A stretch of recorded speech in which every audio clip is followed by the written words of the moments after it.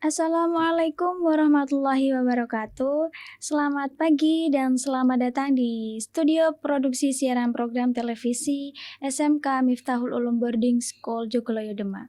Dengan saya Nilam Rahmawati dan kita kedatangan tamu spesial, seseorang yang dipercayai menaungi sebuah lembaga selama 9 tahun. Ada Bapak Ulir Arham, Magister Pendidikan Islam selaku Kepala Sekolah SMP Miftahul Ulum Boarding School. Selamat datang Bapak. Selamat datang juga, terima kasih. Sebelum ke tema hari spesial ini ya Pak, saya mau bertanya dulu nih Pak. Bapak kan bisa dikenal dengan 2 nama, yaitu Ulil dan Arham. Nah, Bapak lebih suka dipanggil yang mana nih Pak? Kalau panggil memang relevan, terserah yang mau manggil siapa. Tapi kalau di pondok pesantren, saya lebih terkenal dengan panggilan Arham. Tapi kalau di rumah, panggilannya Ulil. Tapi kalau di luar ataupun di itu lingkungan Jawa sini tetap panggilannya Arham yang paling banyak panggilan gitu. Wah, begitu ya Pak. Iya. Semoga Bapak merasa nyaman di tempat kami yang ala kadarnya ini ya Pak. Insya Allah. Lalu izinkan saya terlebih dahulu mengenalkan Bapak Arham, boleh ya Pak? Ya boleh, silakan. Baik. Teman-teman yang saya sayangi, di depan saya adalah seseorang yang spesial ya. Lagi-lagi saya menyebutkan kata demikian karena memang beliau ini sudah 9 tahun berkecimpung di dunia pendidikan, khususnya di SMP dan di SMK Miftahul Ulum, yang dimana semua itu berada di bawah naungan Yayasan Miftahul Ulum Demak. Benar bukan begitu Pak? Iya, benar. Nah, mungkin beberapa dari penonton juga belum banyak yang tahu tentang Pak Arham nih. Bisa diceritakan Pak secara sedikit detail tentang biodata Bapak secara singkat saja. Serta bagaimana Bapak bisa memilih Miftahul Ulum, Bapak jadikan sebagai tempat untuk menimba ilmu dan sekarang sampai menjadi kepala sekolah SMP Miftahul Ulum. Terima kasih. Saya itu memang aslinya itu dari Jawa, tapi kelahiran Sumatera. Orang tua saya itu dari Demak sendiri, tapi saya lahir di Sumatera, di daerah namanya Provinsi Jambi, kabupatennya Kabupaten Tebu. Saya lahir di sana, kecil di sana. Kemudian tahun 2008 saya dikirimkan orang tua ke Demak untuk menuntut ilmu pendidikan agama, terutama pesantren. Jadi saya masuk di Miftahul Ulum pada pesantren Miftahul itu tahun 2008. Waktu itu lulus SMA di Jambi 2008, saya masuk ke Miftahul Ulum. Kenapa kok saya ngambil di Pondok Pesantren Ulum? Itu rekomendasi dari orang tua. Sebenarnya dulu itu saya pengennya tuh tidak mondok di Demak, karena saya cita-cita itu dari dulu saya pengen itu kuliah di Mesir, Al-Azhar. Tapi ternyata waktu itu orang tua tidak mengizinkan, tidak menyetujui, mau tidak mau saya harus mondok di Jawa. Tidak ingin jauh-jauh mungkin Pak ya. Mungkin saja begitu, tapi keinginan itu ya dulu memang saya tidak mau mondok gitu. Tapi ternyata bujukan dari orang tua, terutama ibu saya, akhirnya saya mau. Oke, saya tidak jadi ke Mesir, tidak apa-apa lah. Yang penting saya mondok dan syarat saya harus kuliah. Kan gitu. Ternyata orang tua menyetujui, oke silakan mondok dan juga silakan kuliah. Maka kuliah saya di Demak. Karena dekat dengan perkuliahan ya orang tua saya memberikan informasi dan juga tempat ya silakan di Miftahul Ulum. Begitu. Jadi kuliahnya di Demak juga Pak? Ya, kuliahnya di Demak. Alhamdulillah nih S1-nya di Demak, S2-nya itu di Semarang, ini baru ngambil S3 di Malang, Universitas Brawijaya. Wow. Nah, ini baru semester 3, mohon doanya nanti cepat lulus dokternya. Ya, amin Pak, amin. Gitu.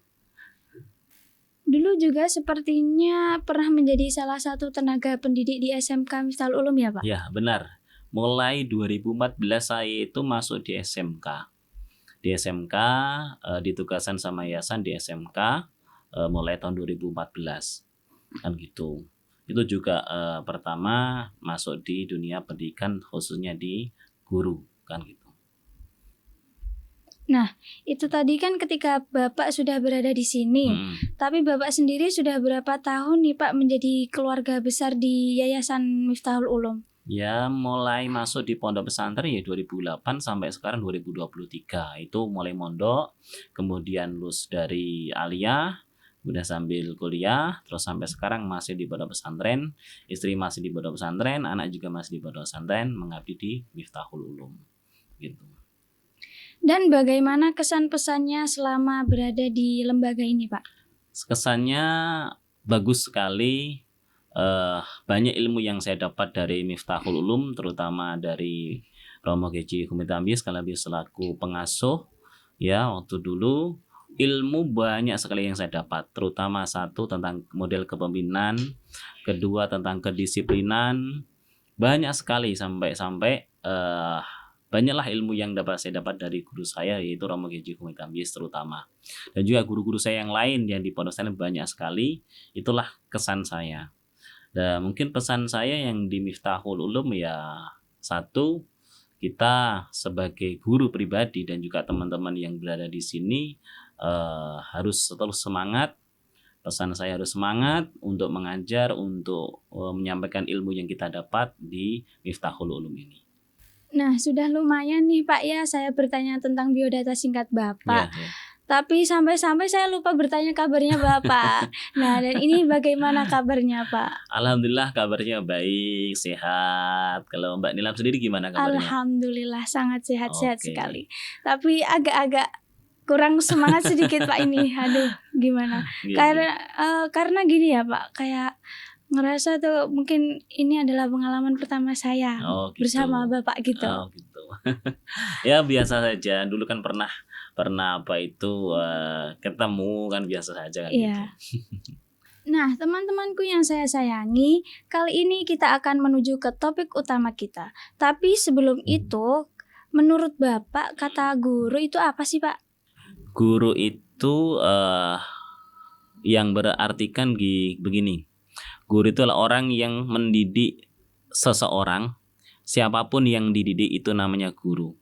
Baik itu dari segi ucapan yang dia sampaikan itu juga ilmu, dari tingkah laku juga ilmu, dari bentuk karakter juga ilmu. Berarti semua yang disampaikan baik secara visual maupun secara perkataan itu namanya guru.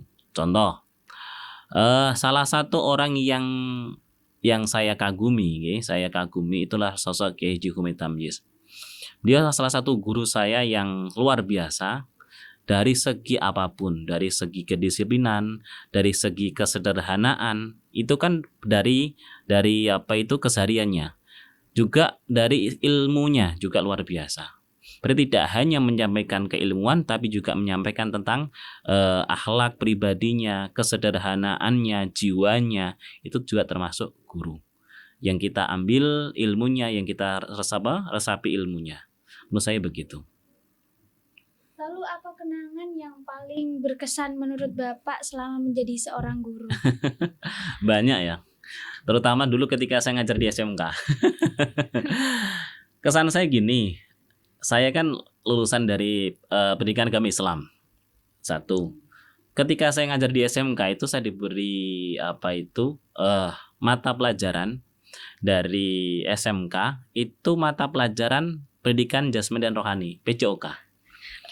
Agak kurang pas gitu ya, kurang Pak? pas karena S1-nya adalah PAI. Kenapa ngajar di Penjaskes? Itu pengalaman saya yang luar biasa. Tapi kalau kita sudah dituntut bagaimanapun itu caranya, bagaimanapun itu bentuknya yang kita dapat atau yang sudah diberikan tugas, ya kita laksanakan. Karena itu tanggung jawab seorang guru. Semuanya yang kita mau kita punya harus kita tampilkan. Meskipun itu masih dalam proses belajar. Contoh, saya S1-nya PAI, suruh ngajar PJOK, otomatis kan saya harus belajar lagi. Ya, mengulangi pelajaran ketika SMA. Iya. Yang tidak selaras dengan kuliah saya. Itu juga satu yang pertama. Ketika jadi guru. Kedua, ketika saya mengajar di kelas. Itu kejadian luar biasa, anak-anak itu tidak mau pelajaran.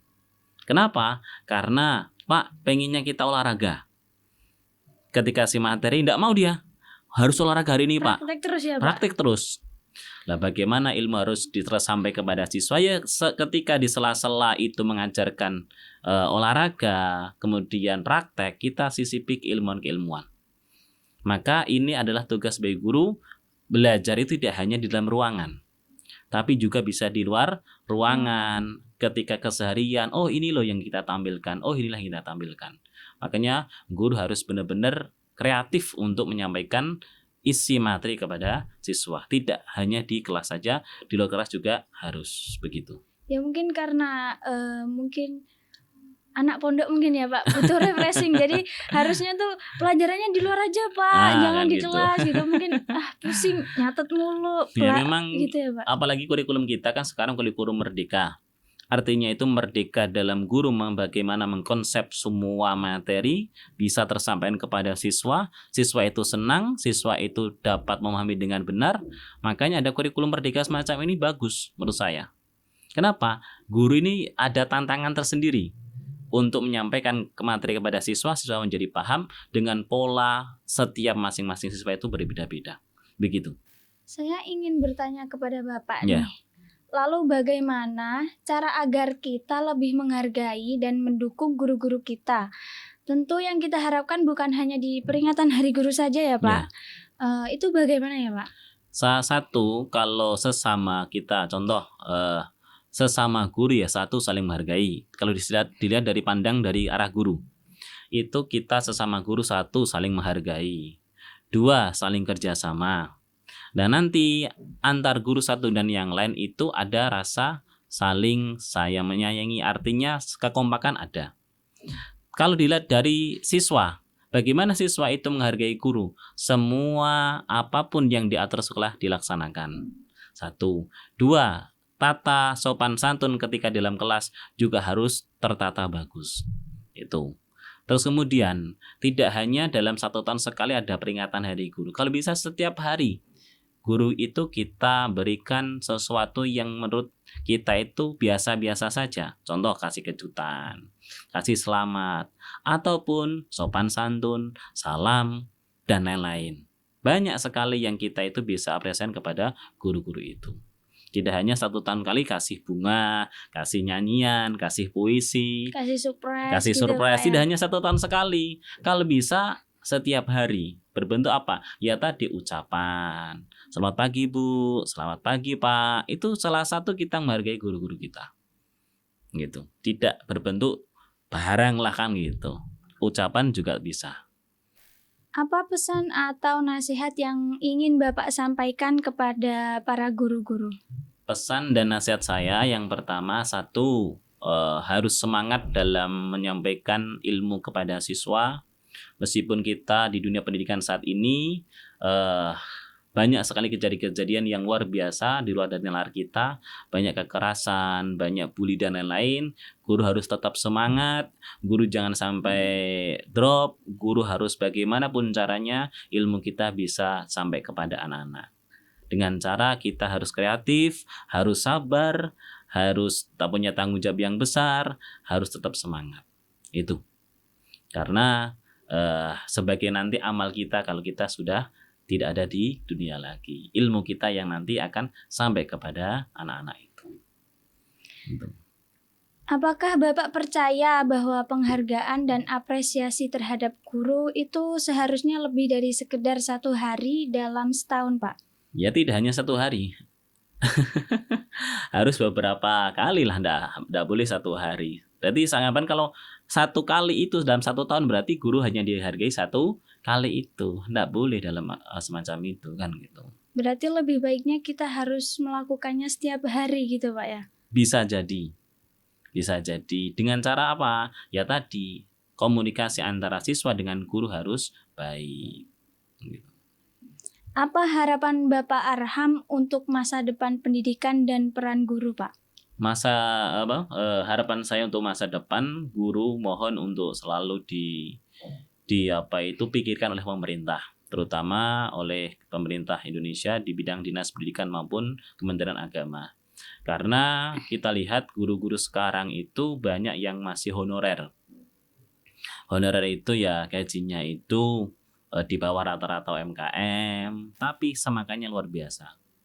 Saya menginginkan ada kebijakan pemerintah yang mana guru honorer ini juga dapat seperti guru-guru PNS. Satu. Yang kedua, karena apa? Peran guru ini sangat penting untuk pendidikan Indonesia. Kalau tidak ada guru, bagaimana bentuknya? Anak-anak kita bagaimana bentuknya? Makanya mulai dari kecil harus kita latih, harus kita beri ilmu untuk nanti masa depannya lebih bagus. Kalau tidak ada guru, bagaimana nanti masa depan bangsa ini? Gitu. Itu suatu harapan yang sangat menginspirasi sekali ya Pak. Yeah. Terima kasih banyak Bapak Arham atas waktunya dan terima kasih juga atas jawaban-jawabannya yang sangat baik. Semoga Sama-sama. harapan Bapak bermanfaat bagi kita semua. Amin, amin, amin, amin. Sebelum kita mengakhiri sesi hari ini Pak, saya boleh meminta saran nggak Pak untuk kemajuan dan kelancaran peserta didik dalam menuangkan kreativitasnya di SMK tercinta ini dengan didukung alat yang insya Allah mumpuni ini? Ya, kalau di SMK ini kan alatnya alhamdulillah sudah lumayan bagus kan gitu. Tinggal peserta didiknya ini semangat enggak untuk belajar. Satu, guru-gurunya sudah banyak yang profesional. Artinya tinggal semangat peserta didik ini yang kita tumbuhkan. Kita kasih suplemen, ayo kita ada ini kan gitu. Nah, guru hanya sebagai pensupport saja. Nah, anak-anaknya harus timbul semangat yang luar biasa biar nanti keinginan dari sekolah itu tercapai. Tapi juga harus dari orang tua harus mendukung, guru juga harus ikut berpartisipasi, peserta didik juga harus semangat. Tiga-tiga ini harus jadi. Tiga-tiganya ini harus jadi. Kalau tiga-tiganya dukungannya ada dan semuanya bisa, insya Allah apa yang dicapaikan anak akan tercapai. Gitu. Punya saran nama nggak Pak untuk konten podcast kita di SMK ini yang menerima semua narasumber baik itu dari dalam maupun luar instansi? Mungkin nanti bisa siswa-siswa atau bahkan para santri yang berprestasi. Untuk konten nama konten ini? Iya Pak. Ya mungkin bisa ngobrol-ngobrol santai ala santri kan gitu, itu juga bisa. Nanti untuk narasumbernya kita ambilkan dari santri, dari peserta didik juga bisa. Ataupun nama yang sekarang lagi moncer-moncernya apa. Kalau bisa nama yang menggelitik lah kan gitu. Iya. Kan gitu. Saya ucapkan terima kasih kepada Bapak Arham karena sama-sama. sudah mau meluangkan waktunya untuk bertemu dan berbincang-bincang dengan kami di sini. Memberikan cerita yang menarik untuk disimak dan layak untuk dijadikan tontonan serta tuntunan. Jadi, sekian dulu sesi wawancara kita untuk memperingati hari spesial, yaitu Hari Guru di SMK Miftahul Ulum. Sekian wawancara kami hari ini. Wassalamualaikum warahmatullahi wabarakatuh. Waalaikumsalam warahmatullahi wabarakatuh. Terakhir nih Pak, kita bersamaan ya Pak nyebutin tagline peringatan Hari Guru 2023. Oke, boleh. Boleh ya Pak? Boleh, silakan. Nanti kita ngomong barengnya waktu bergerak bersama rayakan Merdeka Belajar ya Pak. Oke, siap.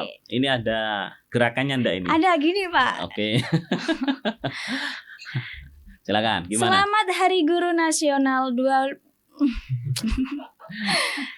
Selamat Hari Guru Nasional 25 November 2023. Bergerak bersama rayakan Merdeka Belajar. Oke.